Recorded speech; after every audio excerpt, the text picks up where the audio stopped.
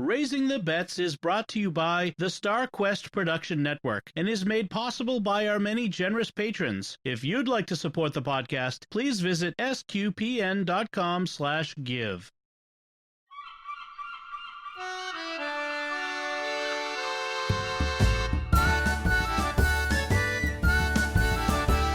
You're listening to Raising the Bets, a family podcast of pirates and penguins. We're a Catholic couple raising 5 kids outside of Boston. Join us as we share in the joys and challenges of marriage, homeschool, and our adventures near and far as we make sense of the world and experience the best parts of our culture. I'm Don Bettinelli. And I'm Melanie Bettinelli. So I want to start out with a little bit of feedback from a listener. We got some listener feedback. I think this was from YouTube. And this was on our episode 10. So this goes back a ways. This goes back to August of 2019.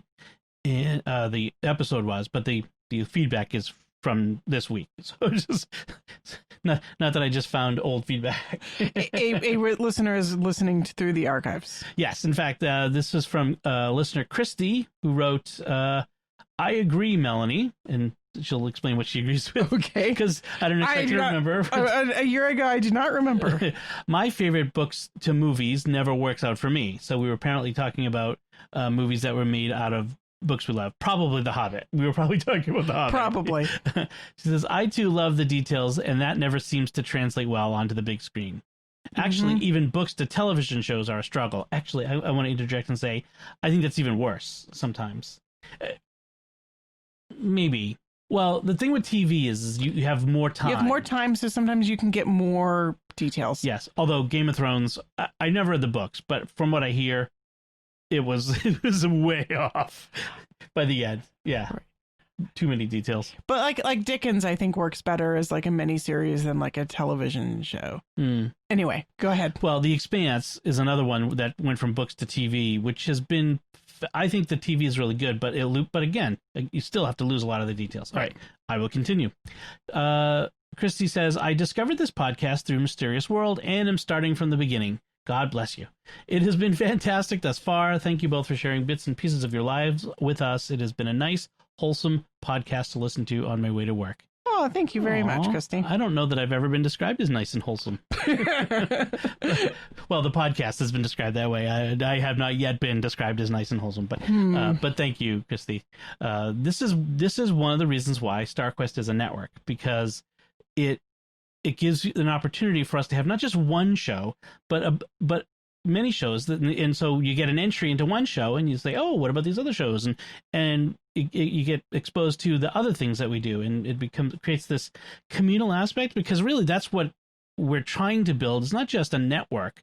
We're trying to build a community. And in fact, SQPN has been a community for more than a decade, long ago, long before I was making podcasts with SQPN. It was a community.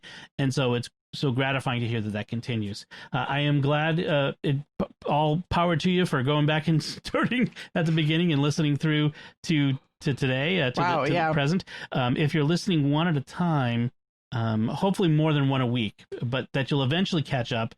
How many? Let's see, we're on episode 68, so you've probably got another 50 some odd episodes to go by this point. So that's a lot of episodes. Yes. Wow. That's a couple months worth. If you're listening to, that's if you listen to one a day on the way to work. That's, 5 days a week, 10 weeks. Yeah. And you're probably not even doing that. I don't know that I could stand listening to me, 5 days a week, but thank you, Christy, for your feedback. We really appreciate it. Indeed. Yes. Thank you. So let's move on to talk about what we've been doing this week. So we had a lot of doctor's appointments and other things going on this week. Oh my goodness. Lots of doctor's appointments. Which means lots of phone calls. No, we don't, the kids don't yet have much in the way of in-person appointments. We've had a few, but not a lot. Yeah, but we've got flu shots coming up soon. But flu shots! I already had mine, and then I saw in the paper today, if you haven't got your flu shot yet, you might want to wait. Thanks. Great. You might want to wait. Yeah, I didn't read it because there would be no point for me to read it now because I've got it, and so who knows? Bye. It's probably fine. Anyway, but yes, flu shots coming up. But we did get two things in this week, both scouting related, because Scouts is back on again, mostly. you took Lucy on Friday afternoon to her den meeting, which was at Nitla Farm. Is it Nitla? It is definitely Nitla. We've been passing this sign, which is like right around the corner from our house, for 12 years. 12 years. And I did not know how to pronounce it, but yes, we met Mrs. Nitla and some of her children, and she's very lovely, and it's a great farm. Well, it's funny because I've always thought, like, I've heard that they do they have a pumpkin patch and they have hay rides, and I'm like, are we really missing out on something that's like literally next to our neighborhood? Yes, we have been. We have been. They had chickens and goats and rabbits and a pig, and a big pumpkin field. Mrs. Nitla said that they plant 6,000 pumpkin seeds. She and her husband and children. She said the kids all help, and there were several of them in evidence, running things and moving things and helping out. So they have a big pumpkin patch. They had a small corn patch and a bunch of animals. Well, they have that. I think they're the ones that have that little farm stand outside the post office. I don't know if that's them, but maybe. Yeah, over the summer, it's like an honor system farm stand. Like, there's another farm on the other side of the post office. There's actually, I mean, where we live used to all be farms. Like right. This our house used to be farmland. Yeah. So there are several farms in the town. Yeah. So yeah, it was fun. I mean, it's not a huge place, and the hayride was sort of like a loop around the cornfield and along one side of the pumpkin patch and back. And Lucy said there was no hay. It was a wagon that had once held hay, and there were bits and pieces of hay, but Lucy was disappointed by the fact that there was no hay in the hayride. There was no actual hay in the hayride. Yeah, it was kind of a wagon ride. But nonetheless, she picked a pumpkin out, and it was a good 20-pounder. It thing is nearly as big as she is. Yes, and we learned about how pumpkins grow, and we looked at some animals, and then you came home with? We came home with a bunch of seeds to plant and a sweet potato to plant. She's supposed to plant it or germinate it and keep a journal. Oh, I missed the journal part. It's in the email. I'm glad that he sent an email. Yes, the den leader sent an email with all the requirements. Okay, because we did not journal. Well, you got to keep a journal over a couple weeks, and then also with the germination, like the other seeds, you got to keep track and maybe draw a picture after a month or something like that. Okay, so we need to start some seeds in a cup, I guess. Yes. He gave her a gigantic bag full of wildflower seeds to germinate. Yes. We get plenty of seeds. And dirt, I noticed. And dirt, yes. A bag of dirt. Just to, give her everything that she needed. I guess that in normal times this would probably have been an activity in which the cubs were like planting the seeds like all together. I did this with my tigers when we did that. Yeah, at the time. Yeah.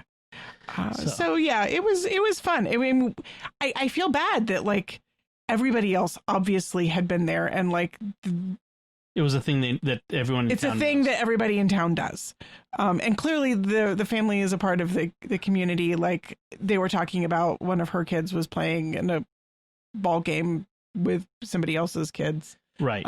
So. We not doing sports are kind of out of the loop on terms of. We're not doing public school. We're not doing sports. We're pretty much we're like the only thing we are in the loop on in this town is scouts. Yeah. Yeah. So. Oh well. Which is at least something. Right. So that was Friday afternoon, and so on Sunday I had Saturday. Saturday. That's what I meant to say. Today's Sunday. Yes. So Saturday I had. The scouts, my den, the Webelos here, so that's Anthony's den, and we've just started working on this year, so they're all Webelos now, and we started working on their first. I can never remember their badge advancementship, the whole thing. This one is on cooking, so it's called Cast Iron Chef, and we started with a Zoom meeting last week or a couple weeks ago, and then we had to figure out how were we going to do this. So we decided to have this in our backyard. I wasn't sure whether this would work or not, but we we did, and it wasn't the whole den. There were several kids missing. 3 kids were missing. They had other commitments or something, and so there were 3 other boys plus Anthony and parents, and then our kids all hanging around. And so I set up the yard with different cooking stations. So I had my grill going, so charcoal grill. I had the camp stove, the propane camp stove, and then I had the fire bowl, so I could teach them how to make a fire. Although I'll go there in a second. Then we also went over food safety and cleaning. We'd already gone over food safety before, but cleaning. So the 3 basin method. So you have a basin of warm soapy water, a basin of warm just plain water, and then a sanitizing basin for with warm water with a cap full of bleach. So soapy water, rinse water, and then sanitizing water. And so we went over that, and then the kids and their parents brought some stuff to cook. So one brought corn on the cob wrapped in foil with butter and salt and pepper. Another one brought wings. So the wings was his recipe. So he came up with it with his dad. The cub did? Yes. And so I grilled those for him. And then one of the other Webelos, they brought the potatoes, like baked potatoes wrapped in foil, throw them right in the coals in the fire, which is always fun. And then Anthony's was s'mores. So we had marshmallow. Everyone knows what a s'more is. Yes. So roasting marshmallows on sticks over fire. Right. Always a popular activity. Oh, yes. I can burn things and then I can eat sweet, sugary things. Yes. I mean, that's the ideal little boy thing. It looked like a very successful meeting. It looked like all the kids were enjoying the food greatly and having a fun time doing it. They all ate some. They all enjoyed it. They all liked it. I think the parents enjoyed themselves as well. We did the best we could with the masking and the distancing. We tried to abide by the rules. Making sure kids keep their masks on is so hard. I mean, how old is Anthony? What, 9? 9. So they're all about 9, all these boys, and just getting them to, like, our kids were like Ben and Lucy and Bella and Anthony were all pretty good about with their masks, but the other kids, I mean, they go to school, they're at sports, they do whatever, but even just they throw them all together, they're all running around, and of course, yeah, there's 3 other boys in Anthony. And it's just hard for them to keep their masks on. It's tough, and what are you going to do? I mean, you just got to hope for the best. It's just the way it is. Otherwise we'd never leave the house and we'd never do anything. So it worked out. We got to figure out what we're doing. So I've decided, and the parents and I have decided, we're going to do 1 Zoom meeting a month and 1 in-person socially distanced meeting a month.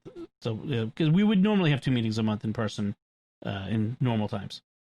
So we probably got one or two more opportunities to be together outdoors before the weather forces us inside. So October, November. Right. But once December and January hit, I don't know, like December, January, February, and March, even March. Well, no, we did the hike in March this year. So yep, March can be okay. So we got to figure something out for those months. But we could do a snow hike. Well, yeah. We need to be working on our advancement. So the next one, we are going to do a hike, our next gathering. So we got to figure out where we want to do it. But I mean, we could go back to Punkabog Pond because that seemed popular with the Webelos. But we could try someplace else too. I don't necessarily want to just do the same hike every time. Right. So we'll see where we can explore new places. Yeah. I mean, there's lots of places to hike. I mean, there's the rest of the Blue Hills. There's tons of hiking paths over there. We could even hike to the top. It would be fun. Of Blue Hill itself. But yeah, so we'll try to get a hike in October. I think that would be the thing. But we've got some other stuff we got to get done. We'll see how it goes. And then tomorrow, as we record this, looks like Ben is going to go to his first Boy Scout meeting. Yep. Which should be good. He's really looking forward to doing it. He's excited about doing it, so I'm excited for him. And then looks like the girls, we weren't able to have the girls scout meeting, the girls' troop, together this week because of sickness or something. No, it was the paperwork for the approval for us to be indoors, for the girls to be indoors at the church that's the charter, at the Avon Baptist Church. Uh-huh. So they had to go through the approval process with their board. With the church's board. Yeah. Board of Deacons, something like that. I forget what the authority of the local Baptist church is, but it's whatever their board is. It needs to approve our plan for using their space. Right. They're the chartering organization, so they control all that. We can get back into the place where the Cub Scouts are, so that's the local Episcopal church, soon, apparently. But there's all these restrictions, but you have to do a deep clean after you've used it, of the bathrooms and stuff. So we'll see how it goes.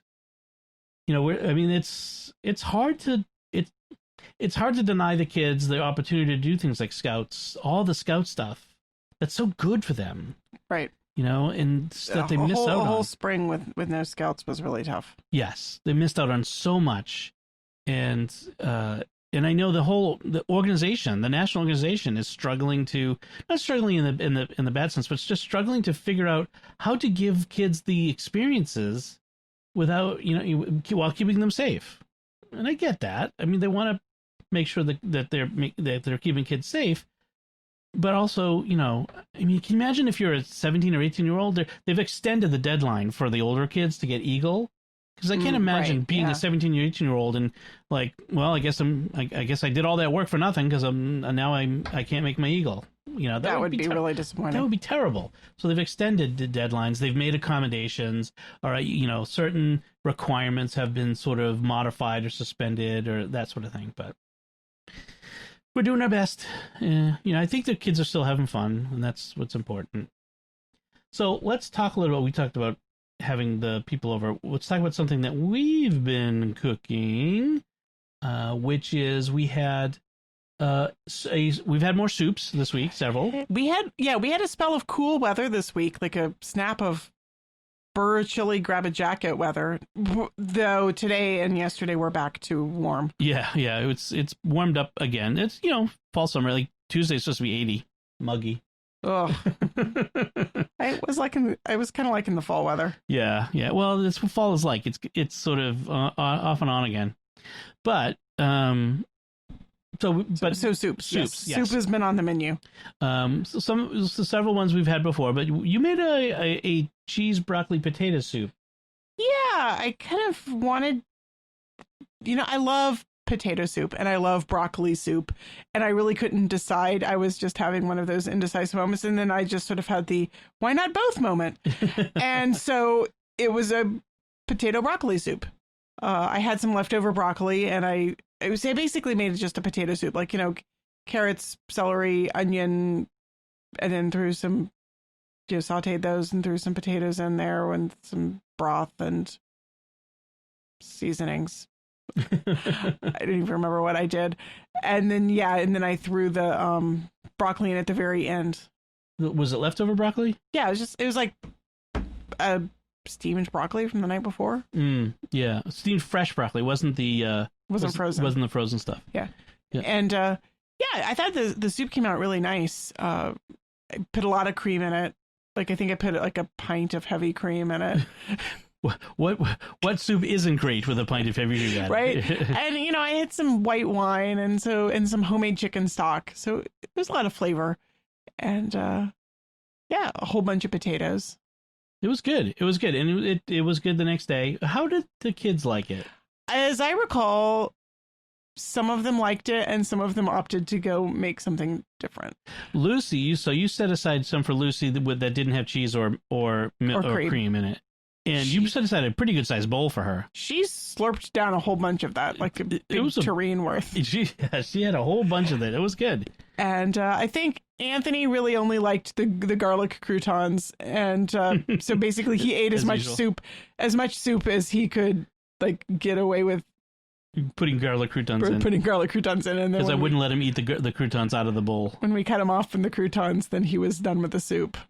I'm pretty sure Ben didn't like the soup. I think Bella and Sophie both thought it was okay. Yeah. I'm pretty sure Sophie had more than one bowl of it. She usually has more than one bowl of everything. Even when it's just okay. She's growing. She is definitely growth spurting. I was looking at a photo of Sophie from a year ago, and I'm like, who's that little girl? Like, she is grown. I swear it's like 6 inches. Yeah, she's like this huge person now. It's wild. Yeah. So it's fun. And then other thing, we really haven't done anything new or interesting. We've made Asian noodle soup, which is one of our standbys, and we made another minestrone type tomato vegetable soup with leftover chicken. It was leftover soup. Leftover soup is really good. I'm telling you, you take some chicken broth that you've made and you've put in the freezer, and you add like leftover fresh veggies and maybe some leftover chicken from the kebab from the skewer. And that's really good. so there's no knock on that. Throw in a can of tomatoes. Yeah. Well, the secret is using homemade chicken stock in the Instant Pot. Right. I think this was in one of the things of soup. It was like I made some more broth and I had some leftover in the freezer. Yeah. Well, then you throw in the secret the flavor pack, which is the leftover drippings from when you make the chicken thighs. No, I didn't actually do that. Oh, I think we still have that in there. Yeah. You made some really good vegetables with dinner tonight. Those were fresh turnips. Fresh turnips and carrots from the market. And carrots from the farmer's market. And you cooked them in? It was like some butter, like a couple tablespoons of butter and a little bit of olive oil. And then, some of the chicken drippings from... Chicken drippings and the chicken schmaltz? There might have been a little bit of that in there. Okay. Well, but most of the chicken drippings. Yeah. I mean, that adds it's like a flavor punch in the face. That is like, boom, so good. Almost as good as, and maybe just as good as the vegetables from the pot roast. That was the other thing I did this week. Yes, pot roast. We had a pot roast. Oh, and Isabella made an apple pie. Her first time making apple pie. Wait, she's never made apple pie before? She made blueberry pie. Oh, I thought she made an apple pie before. Okay. But yeah, it was a beautiful apple pie. It was gorgeous. This was picture perfect, like picture from the cookbook perfect apple pie. I was very much impressed. No, we did use the frozen crust, but not the one that comes in the like pie plate, but like you buy it it's like rolled up in the freezer section. Yes. Yeah. Yeah. So it's Pillsbury brand. Right. So that was really good. I'm just writing down. I have to keep track so that we don't talk about the same thing over and over again in episodes because neither of us can remember. So if I don't write it down, we'll probably bore you. We're talking about the same thing again. And we've probably done that with the stuff I forgot to write down. We had the pot roast. The Instant Pot roast is really good. If you have an Instant Pot, try it. It's so easy and comes out so well. So you brown it, the roast in the Instant Pot, and then liquid veggies. If you're really tight on time, you can skip the browning, but the browning really adds so much flavor. Yeah. Liquid. What do you use for liquid?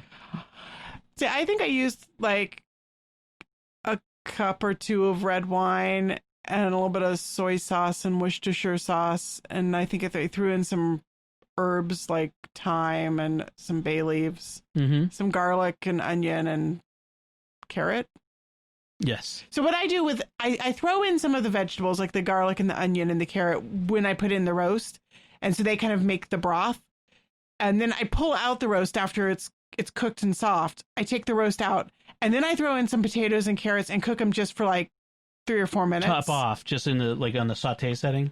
I just. Oh, you put the top back on under steam under pressure? Yeah. Oh, I didn't know that. Pressure for like 3 minutes. And then so those are done like in the broth.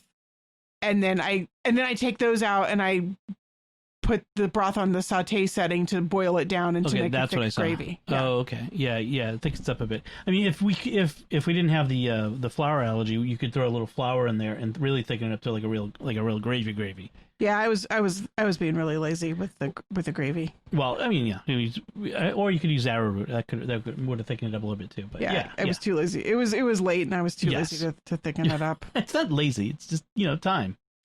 That was another good one. So that's what we've been eating, and hopefully we'll have something interesting this coming week as well. We'll have to see what's on the menu. I really want to pull out some of my fall other fall recipes and see what we can find there. If this were like a few years ago, we made a when we went apple picking. We came back, and you don't remember this at all. I have no memory. I have a of this photo here at I'm all. going to show you after because it came up in my like photo memories. But it's chicken and apples and potatoes in a honey mustard sauce. I have a sneaking suspicion that this is one of those like you really liked it and I was like meh. I'm sure you were meh on it. Yeah, I'm not a huge honey mustard fan. I remember you being meh, so that would explain it. Yes, but you know, it's if that's the sort of thing, I think somebody might like that. Right. So let's move on to talking about what we've been reading and watching. So I watched a documentary on Netflix called The Social Dilemma. A lot of people have been talking about it, and so I figured, I'd give it a watch. And it's a documentary that features a lot of people who used to work at, I don't think anybody still works at, but used to work at the big social networks. And I mean, not just like low level, entry level, drones, but like senior VPs and director of this and that sort of thing. The guy who was the former director of monetization at Facebook, who then went on to be the president of Pinterest, and people with big time jobs at these. The guy who invented the like button on Facebook. It's kind of weird to think that there was somebody who like came up with that. Like, I am responsible for the like button. Yeah, I mean, when you think about it, like what was there before? Nothing. Like there was no. Hey, we should have a thing where people could just say like instead of having to type. I like that. So, but the gist of it is how social networks are. I mean, let me just say, there was nothing astoundingly new about it. Like nothing I didn't already know, which is the social networks, including Facebook and Twitter and Google, and even like things like YouTube and Google's Gmail and Google search, they're all manipulating us in certain ways to change our behavior in a way that is profitable. And I don't mean that in a nefarious way, but I mean in the way that they're companies that have a bottom line. They're making money. We're not the customers because we're not paying the money. We all know that. If you're not the one spending the money, you're not the customer. You're the product. And it was the same way with broadcast television. It's the same way with the social networking. But the difference is they know much more about you as an individual than the TV networks did. All the TV networks knew is a bunch of people that they're watching, and so we broadcast ads at them. With this, they know exactly who you are, your tastes, and they know everything that you're doing.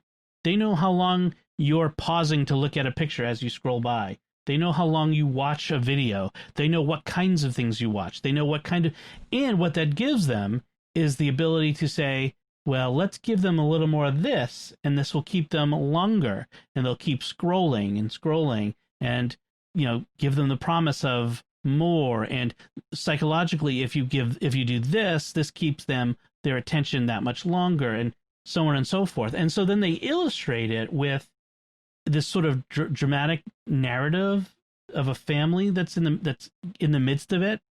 You have a high school son, you have a college age daughter, I guess, and you have a middle school daughter and the two parents, and it shows how mostly the kids, but a little bit the mom too, how they're affected by social media and the different things that result, and how they're being manipulated by the system. The dramatizations were a little cheesy, a little bit over the top, because one of the things they want to emphasize is that it's not about like there's individuals sitting there watching your behavior, but it's like all algorithms. It's all automated. And it's not like we want to harm people, but the harm may be unintentional. Like it might be harming us, but it's not intentional.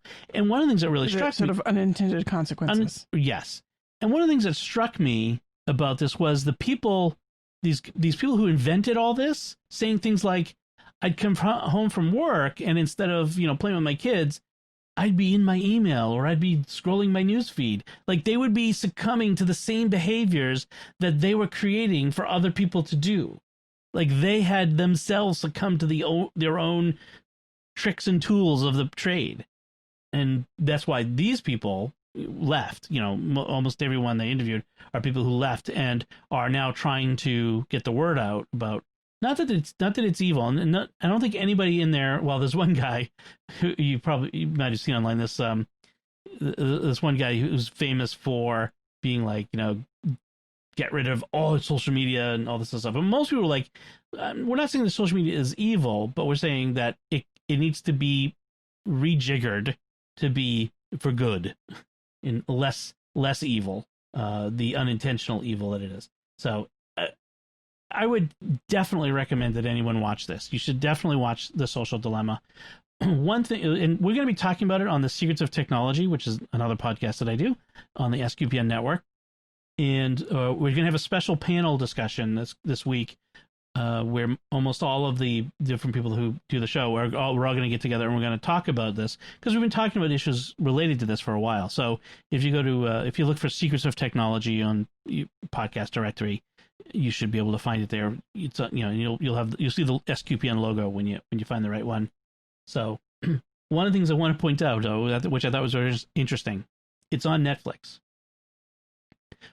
The name Netflix uses the same recommendation algorithms, the same tricks and tools to get you to keep watch the next thing, to keep you hooked. Mm-hmm. The recommendation engine, all that stuff, Netflix isn't mentioned once in the entire documentary. All the others are. Don't look too closely at the man behind the curtain. Right. Now, take that for what you will. I don't think it invalidates or undermines the basic message of the documentary, but it's something to keep in mind. So, just saying. Interesting. Yeah. So that's what I watched this week, and then I also finished another book, a new book that I've been waiting for to come out for a bit. Vince Flynn's Total Power. So it's in the Mitch Rapp series. So Vince Flynn is an author. It's a military spy thriller. His this character Mitch Rapp is a black ops special agent for the CIA, etc., does the dirty work, etc. And Vince Flynn, the author, actually died a few years ago, and so this new author, Kyle Mills, has picked up the baton and is continuing the character with the aid and approval of Vince's his widow, his family. So it's interesting to see them continue it. So this book was about. It's interesting to see how the military spy thriller genre has shifted over the last several decades. The enemy used to be, the Soviets. And then the Cold War ended. Then it was... terrorism? Then it was mostly terrorism, because 92, when the first World Trade Center bombing occurred, you kind of turned attention to terrorism because the Soviets were gone. So there was terrorism. Then in the 2010s, after around the time that Bin Laden died and sort of things started petering out there, the attention started to turn to China and North Korea. So, so a lot of the books were about China and North Korea and hacking and that sort of stuff. Well, this one, I think now it's all about the apocalyptic end of civilization. Great. So this one was about someone hacking the American power grid, turning it off to such a degree that it would be out for a year. So America without any power for a year, which would basically result in 90% of Americans would die. This sounds like S.M. Stirling's Dies the Fire. Exactly. Yes, it does. And so, it was an interesting book. It was hard to. It felt like it was falling outside the usual military spy thriller genre, veering into sci-fi a little bit. A little more post-apocalyptic sort of stuff. It wasn't really what I was looking for, especially in 2020. Frankly, I've got enough apocalyptic in my regular day-to-day. This sounds like a book I might have skipped. Yeah, I know. I like the character, and some of the bits of it were interesting. But I found myself kind of pushing through the end because I just wanted to get to the part where he captured the bad guy and fixed things. You know what I mean? Because that's obviously what happens. You know what I mean? That's how the books. I've had a few books recently where I felt like I was just trying to get through to the end to find out what happened. Right. And as I finished it, I was like, oh, time to go back to reading Harry Dresden, the next Harry Dresden novel. I mean, there's some other like fall. Now that fall's here, there's a bunch of new books coming out. Naomi Novik has a new book coming out this week, I think. Ooh, wow. Yes, That'll be fun. called Deadly Education, and I think it's a new series for her. She's been doing a bunch of one-offs, but she's gotten really like ever since the Temeraire series, which I really enjoyed. Wasn't that was her first? That was her first series. Yep. Yeah. And I really enjoyed it, but I think she's really matured as an author. Yeah, I had a hard time getting into that series because the first time I picked up the first book, the timing was really bad. I had just finished reading like a Patrick O'Brien novel, and it's basically Patrick O'Brien with dragons. But her first novel, it was rough. I mean, some of the actual writing was rough, and Patrick O'Brien is really a master, like craftsman of the English language, and so I was just like, I cannot read this. So I read like 2 pages of the Naomi Novik book, the first Temeraire book, and I was just no way. And by the time I came back to it like 5 years later, and I was fine. Yeah. And I binge read the entire series in like a month. Right, and some of the later books, like it was starting to feel a little spent. Yeah, like some series, they just feel like where we should have ended this another like a book or two ago. And you're continuing it on because you love the characters so much, the author. And I keep reading it because I love the characters so much and I want to let them go. But we should have let them go. Yeah, I also felt like she kind of got stuck in, well, the slog of the Napoleonic War is like... It's the slog of the Napoleonic War. It's when Napoleon invades Russia, it's just, things get grim. And that's when the books really got grim. Yeah. I mean, really... Yeah, land wars in Asia. You can't win. That's right. Right? It was classic blunder. Yeah, it was much better when it was like she should have went up against a Sicilian when death was on the line. Right. The China book was fun. The China book. And I liked the Australian one, and but yeah, and the journey, a little bit of a journey through Africa. Like she really did take them around the world. Right. But yeah, the Napoleonic stuff did get really bogged down a bit.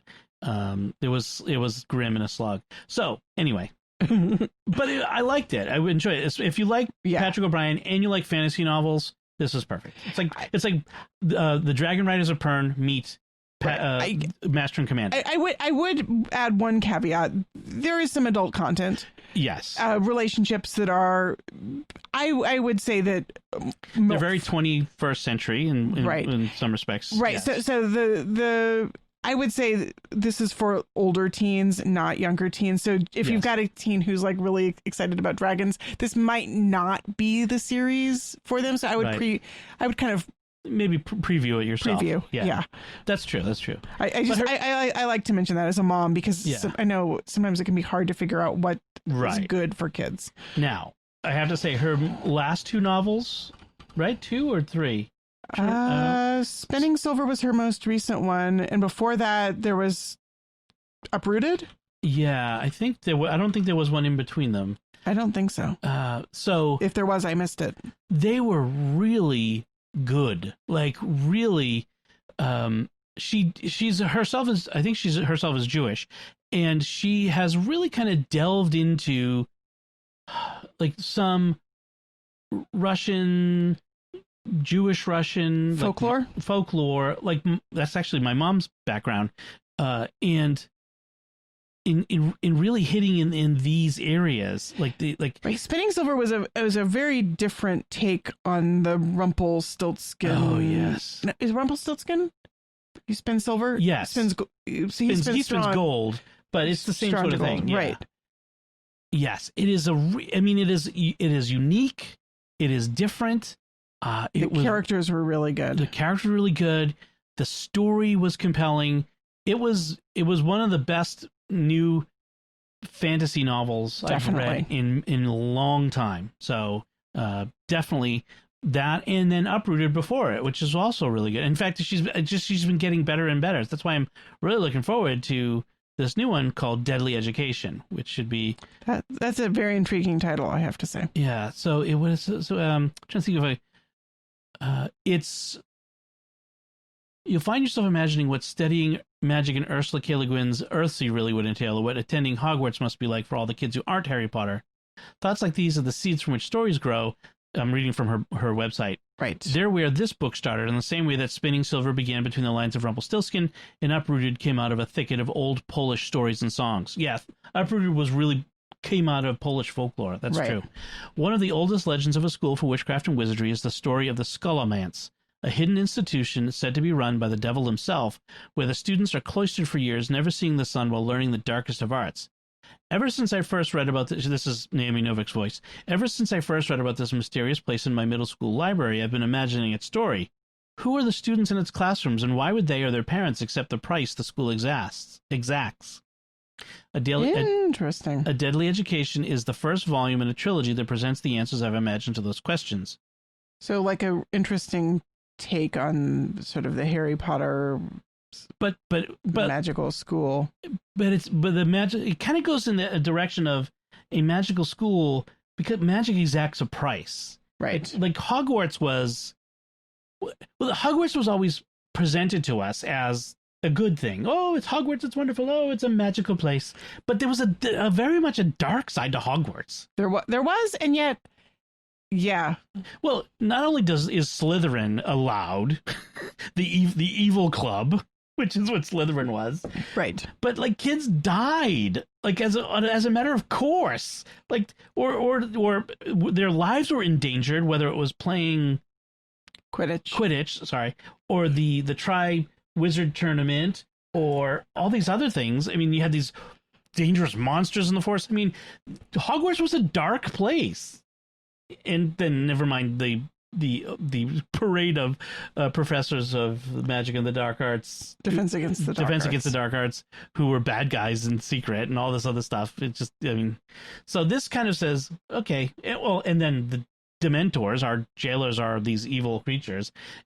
But so this kind of rips the veil off and says, oh, see, it actually is a really bad place. It's a school run by the devil.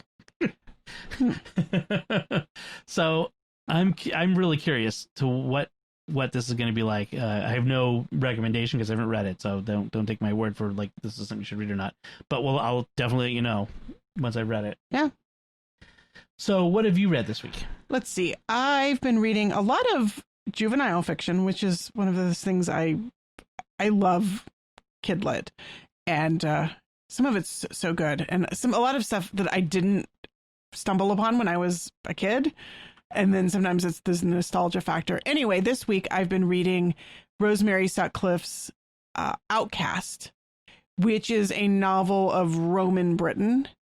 The main character in Outcast is the child of a Roman soldier, but he is in a shipwreck as an infant.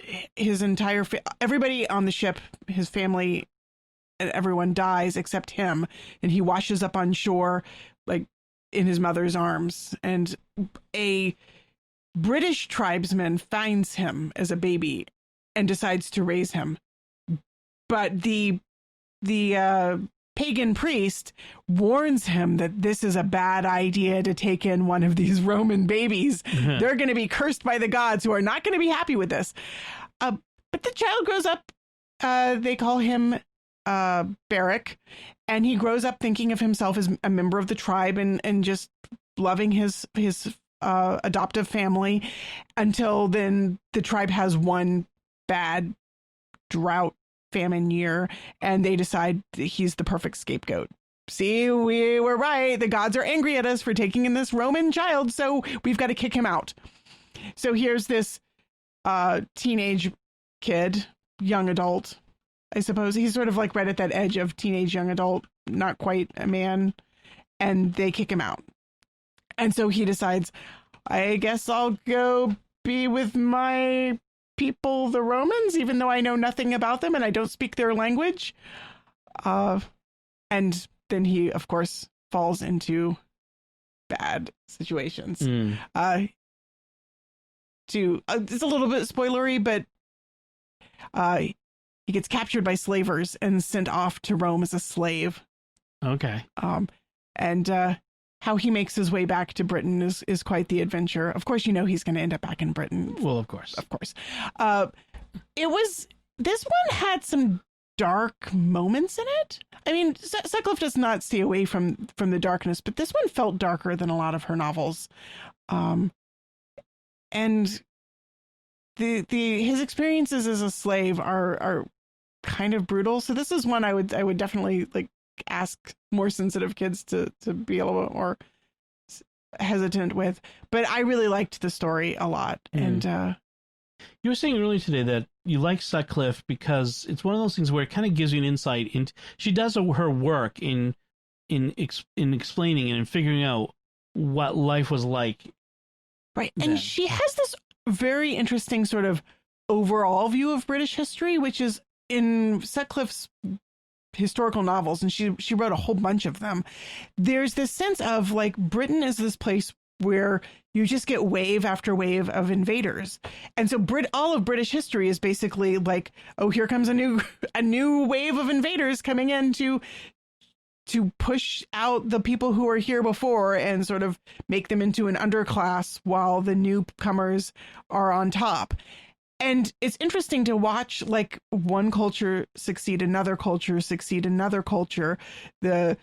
She starts off with, in the Bronze Age, where there's already one Bronze Age culture which has supplanted a Stone Age culture, and then here come the Iron Age invaders, and the people who we know as the Celts, I suppose, and then of course you get the Romans, and then the Saxons, and then the Normans, and I wish I had discovered Sutcliffe as a kid, but I'm certainly enjoying her as an adult. And I'm reading her memoir too, by the way, where she writes about her childhood, which is very interesting. She suffered from rheumatoid arthritis as a childhood. And so she was crippled and lived kind of a secluded, reclusive, homeschooled life. But it formed her into the novelist she became. So it was very interesting. So that's been fun. And then I started a new book this week, but I'll talk about that on next week's podcast. I got to save something for next week. Right. So coming up this week, we talked to actually earlier, Bella came into the kitchen and said, when are we going apple picking? And so we've been talking about that. We've kind of been putting that off, but partly because we're busy. Yeah. It's just unusually, September's always hard to fit something else in because so much is usually going on. And yet the really good apples are usually in September. Well, we've missed the picking of most of the really good apples. I know that those are usually a week or two ago. The Honey Crisps are your favorites. I know. Yeah. I think they said the orchard we go to, I think they said Jonah Golds are in, but it's just getting away with all of these appointments and things. And now this week we've actually had a pretty good stretch of weather. This week, rain on Tuesday, rain on Wednesday. So an AM rain on Thursday. Looks like Friday is going to be nice. Thursdays are off anyway because Bella has online classes on Thursday. Right, she has a class. So we try to go during the week because the weekends are always crazy. And these days, getting the crowds and all that stuff, you're trying to manage that. So and I've got recordings most Saturday, not most Saturdays, but many Saturdays. Jimmy and I will often record Mysterious World on a Saturday. So that's always tricky. So yeah, hopefully we'll be able to get out there. So someone online was saying, yes, apple picking. When we spend, instead of buying a bag of apples for $5 at the supermarket, we wear warm fall clothes in 88-degree weather to go pick $22 worth of apples. I know it's the experience. It's the experience. It's not about the apples so much as the experience of look, apples grow on trees and outdoors, walking through an orchard, and, right? Picking an apple and eating it off a tree, and the experience of this is where food comes from, right? Yes, it's insider donuts.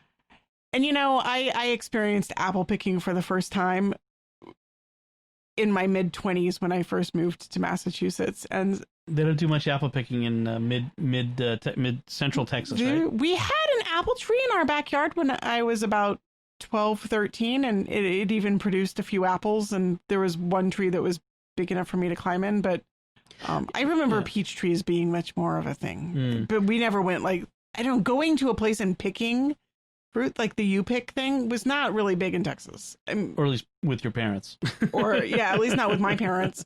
I mean, I didn't do. We had U-pick pecans in the backyard. Well, I mean, there you go. My dad would send us out and say, "Go get some pecans so we can have some pie." We'd gather a bunch of pecans, and my dad would sit there and shell them, and then I'd make pecan pie. That was my sort of. And we had a fig tree in our backyard too. I didn't go apple picking till I was an adult either. Like really, like early 20s at the earliest. Yeah. I have to say, the first time I went apple picking was the first time I had a Honeycrisp apple, and it was like, wait, there are apples that taste like this. It was a revelation. There weren't before that. I mean, right. that had been very early days for Honeycrisps. I think that might have been like one of the first years that they were selling Honeycrisps, back in like 2001, maybe. Yeah, that had to be very early on. I'm trying to think of when. Like, and my first cider donut, and I love the whole experience. It's best if you go on a cool day, though. Yes. When it's a hot day, it's kind of like a slog through the orchard, like sweating, and it's not quite the magical experience. There was that one time I went where I was not feeling well that day. Do you remember that one? Yeah, that was horrible. Oh, I was dragging my leg. I was going to say something else through that orchard. Like, this is like the baton death march of apple picking. I did not want to be there. No, that was. And I feel bad for like dragging everybody down, but I was trying to give it my best. Your best wasn't all that great. My best was I ended up in the car. Like, it was. Oh, that was the one in Bridgewater, CN Farms. Yeah. That was that's what that was. We have a lot of pictures. I mean, the kids have always gone. That's the thing, is they've always. I mean, the first time we went as a family, Bella was like a baby in a carrier, and we went with all the cousins. We used to do that. The whole cousin, everybody going. Yeah, we haven't done that in a long time. Well, they're all mostly. Grown. Well, it was also a thing that like your mom liked to do, and then as her ability to be mobile and get out into the orchard became less, then it became sort of less of a. We used to meet up at the place we like now, which is Berlin Orchard in Berlin, Mass, which is owned by a wonderful Catholic family. We talked about them last year when we went, and they actually they have a son who's really sick. I think I think so. Say a prayer for them, but my family all goes to that. And we went all together, like John likes to organize the big group because they're extroverts. So there would be like 10 families and like Franciscans of the Primitive Observance in gray robes and bare feet, and the whole thing, like wandering this, and like all the normals, like what is the invasion of the weird big Catholics families, and but it just was so unwieldy trying to manage all that. We're like, we'll just go. If we see people there, we'll see people there. If we don't see people there, we're fine. But like last year, we went during the week, and it was awesome because there was nobody there hardly. Yeah, that was nice. That was really nice. But there was no like massive lines for donuts either. Oh yeah, like there was, because on the weekends they limit, like you can only get so many donuts. It's like, but there's 7 of us. You could get half a dozen donuts. Yes. Well, luckily Lucy can't eat them, so it's like 1 donut each. I'm like, if I get back in line, I can get a second donut. Anthony, there were no donuts for you. No, I would never do that. Anyway, so yeah, hopefully we can get apple picking and have some sense of normalcy in this fall for them, because so many other things that we want to do are just not available. So yeah, all right. So let's wrap things up there. Okay. But the very important bit of business, because we want to take a moment to thank our patrons who make it possible for us to create Raising the Bets, including Melissa L., Michael H., Paula K., Suzanne S., and Adam S. Their generous donations at sqpn.com/give make it possible for us to continue Raising the Bets and all the shows at StarQuest. You can join them by visiting sqpn.com/give. And I mentioned a few weeks ago that we were trying to reach 800 patrons, and when we did, we would give away 16 copies of Verbum Catholic Bible study software from the Logos company from Faith Life. Uh-huh. We not only did we reach 800, we were trying to reach 800 by the end of September. We've reached nearly 900. Wow. We have nearly Impressive. 900 pages. So grateful to everyone who's supporting the network. You do not understand how happy we are. We have reached the point where we can be somewhat assured that we're going to be continuing on for some time to come, God willing, that the blessings continue and that you all continue supporting us. I really do appreciate it. And to show our appreciation, we're going to be having this giveaway very soon. So that's it from us. If you have any feedback on our discussion today, you can let us know by commenting at sqpn.com/bets. That's BETTS, or the SQPN Facebook page, facebook.com/StarQuestMedia, or send an email to bets@sqpn.com. And you'll find links from our discussion, especially to all those books and the different things we watched, in our show notes at sqpn.com. Remember, it seems ironic to say, but remember to like Raising the Bets on the StarQuest Facebook page at facebook.com/StarQuestMedia. Retweet us on Twitter, where we're at SQPN, and you can leave comments in all of our social media places. Until next time, I'm Dom Bettinelli. And I'm Melanie Bettinelli. Thank you for listening to Raising the Bets on StarQuest.